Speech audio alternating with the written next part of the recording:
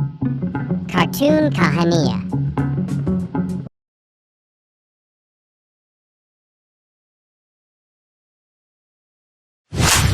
सुगंधा और उसकी सास कांता के बीच एक अजीब सी जंग रहती थी।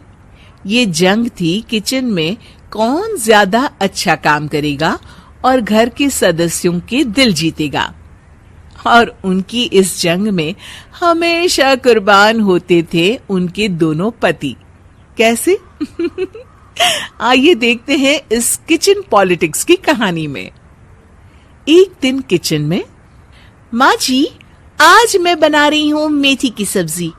इस खाने से घर वालों के पेट की सारी समस्या खत्म हो जाएगी। और मैं बना रही हूँ तड़के वाली छाछ, जिसे पीते ही गैस की समस्या कभी नहीं होगी। दोनों अपने अपने खाने को लेकर टेबल पर पहुंच जाती हैं। तभी सुगंधा के ससुर उसकी बनाई सब्जी की तारीफ कर देते हैं। अरे वाह, मेथी की सब्जी भी बनी है, बड़ी ही स्वादिष्ट है। वाह बहू वाह। अरे बहू, लेकिन इसमें इतनी सारी मेथी बर्बाद करने की क्या जरूरत थी? देखिए माँ जी, ये तो वो मेथी है जो आप रात में भिगोकर सुबह उसका पानी पीती हैं, और जो मेथी फेंक देती हैं उसी से मैंने ये सब्जी बनाई है।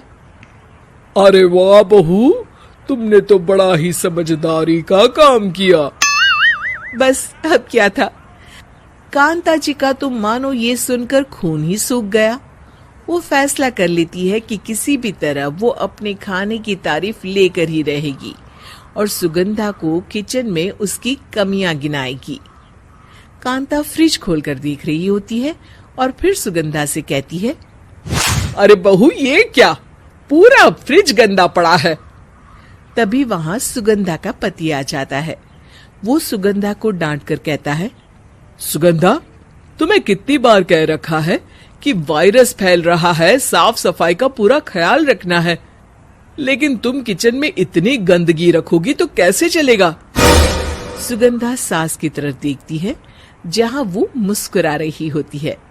सुगंधा समझ जाती है कि सास ने उससे बदला लेने के लिए ये सब किया है। दोनों रात के खाने की तैयारी में लग जाती हैं। दोनों ना एक दूसरे की तरफ देखती हैं और ना ही एक दूसरे से बातें करती हैं। रात को खाने की टेबल पर एक एक कर दोनों कई तरह के अलग अलग व्यंजन टेबल पर लगा देती हैं और अपने अपने पति के पास जाकर खड़ी हो जाती हैं। अरे खाइए जी खाइए, मैंने बड़ी मेहनत से बनाया है। प्लेट में वो खाना डालती हैं। सुगंधा भी दोनों की प्लेट में खाना डालते हुए कहती है, बड़ी ही मेहनत लगी है इस खाने को बनाने में। हाँ, दोनों को ना चाहते हुए भी सारा खाना खाना पड़ता है। कहीं दही तो कहीं मलाई तो कहीं मसाला।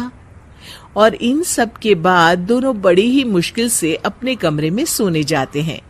लेकिन अगली सुबह सुगंधा का पति चिल्ला रहा होता है, हाय रे, हाय मेरा तो पेट खराब हो गया। हाय माँ, बहुत दर्द हो रहा है। तो वहीं कांता के कमरे से भी कुछ ऐसी ही आवाज आने लगती है। हे भगवान, इस सास बहू की लड़ाई हमारी जान लेकर रहेगी। जाओ कोई डॉक्टर को बुलाकर लाओ। डॉक्टर आते हैं।